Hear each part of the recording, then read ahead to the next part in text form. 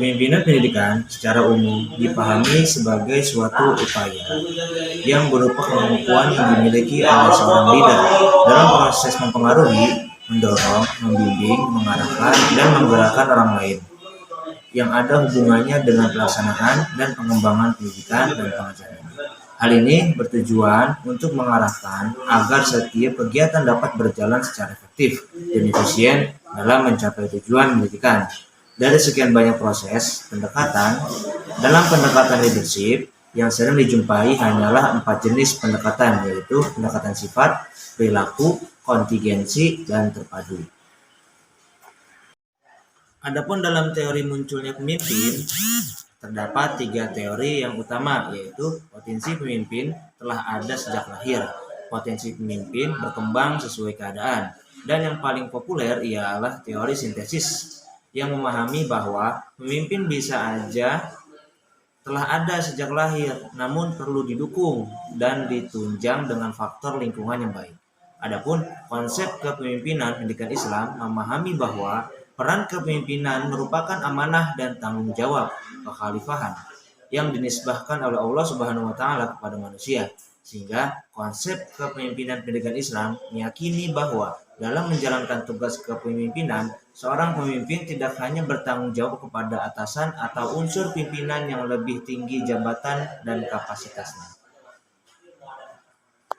Namun, lebih daripada itu, kepemimpinan dalam pendidikan Islam merupakan bentuk ibadah yang melahirkan konsekuensi logis berupa pertanggungjawaban kepada Allah Subhanahu wa taala sebagai pemberi wewenang kepemimpinan kepada manusia di muka bumi, sebagaimana dalam firman Allah Subhanahu wa taala dalam Al-Qur'an surat Al-Baqarah ayat 30. Kepemimpinan diartikan sebagai proses mempengaruhi dan mengarahkan berbagai tugas yang berhubungan dengan aktivitas kelompok. Kepemimpinan juga diartikan sebagai kemampuan mempengaruhi berbagai strategi dan tujuan. Kemampuan mempengaruhi komitmen dan ketaatan terhadap tugas untuk mencapai tujuan bersama. Dan kemampuan mempengaruhi kelompok agar mengidentifikasi, memelihara, dan mengembangkan budaya organisasi. Teori kepemimpinan dapat dikategorikan menjadi 4 bagian, yaitu 1. Teori Gridman dan teori Big Bang. 2. Teori sifat, karakteristik kepribadian. 3. Teori perilaku, behavior theories. 4. Teori kontingensi atau teori situasional. Menurut Korman Ardana dan Nyi Wayan Mujiati dalam buku Perilaku Organisasi, mengatakan ada beberapa faktor tertentu yang dapat mempengaruhi proses kepemimpinan dalam suatu organisasi. Faktor tersebut antara lain, pertama, karakteristik pribadi pemimpin. Yang sangat menonjol adalah intelijensi. Namun, pemimpin yang punya taraf intelijensi yang lebih tinggi daripada yang dipimpin.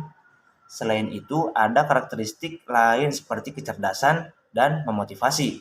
Kedua, kelompok yang dipimpin. Kumpulan daripada karakteristik pribadi seseorang pemimpin seperti yang diuraikan di atas itu belum berarti apa-apa sebelum ia menggunakan berbagai alat untuk menginterpretasi tujuan yang harus dicapai olehnya.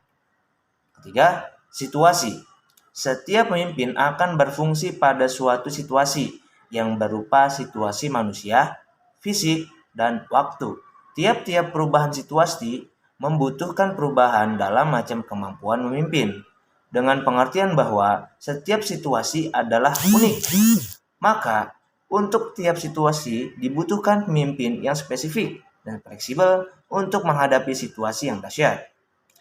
Karena penting dan strateginya pemimpin dalam Islam, sehingga seorang kandidat pemimpin haruslah dipilih dengan syarat-syarat tertentu.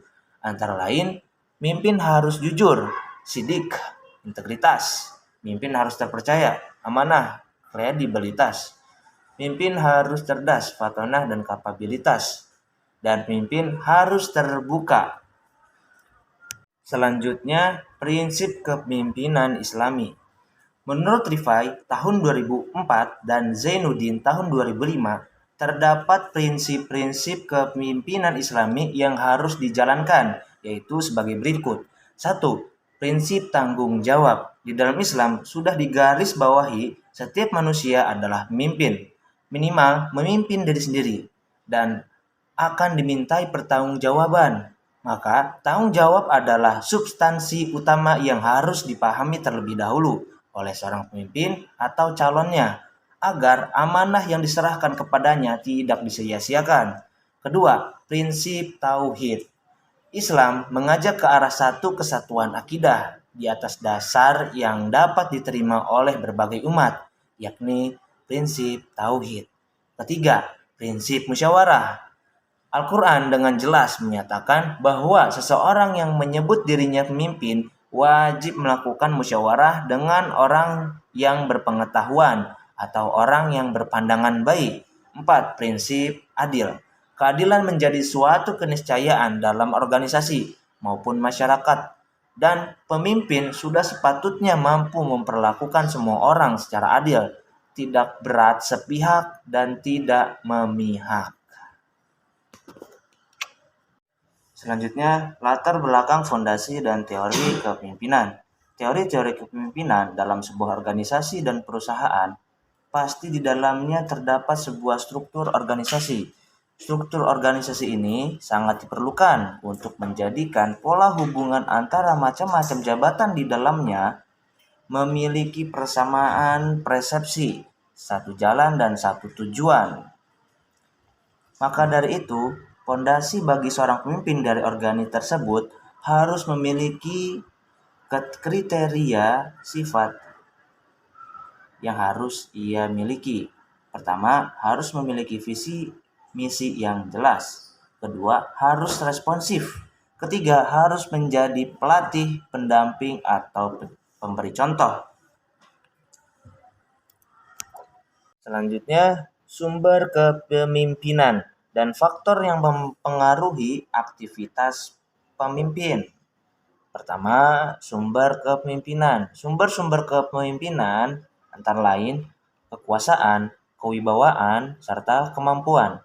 Dengan 3 sumber data tersebut, data yang diperoleh dari penelitian kualitatif secara lapangan yang dilakukan dengan cara wawancara, kebanyakan mereka mengatakan bahwa sumber-sumber kepemimpinan itu ada pada kekuasaan dan kemampuan. Ada hal yang tidak kalah penting untuk mengatur suatu masyarakat, anggota, organisasi, kelompok, ataupun institusi. Perlu adanya kewibawaan itu sendiri dari seorang pemimpin. Selanjutnya, faktor-faktor yang mempengaruhi sifat-sifat seorang pemimpin. Pertama, kepribadiannya. Kedua, harapan dan perilaku dari atasan.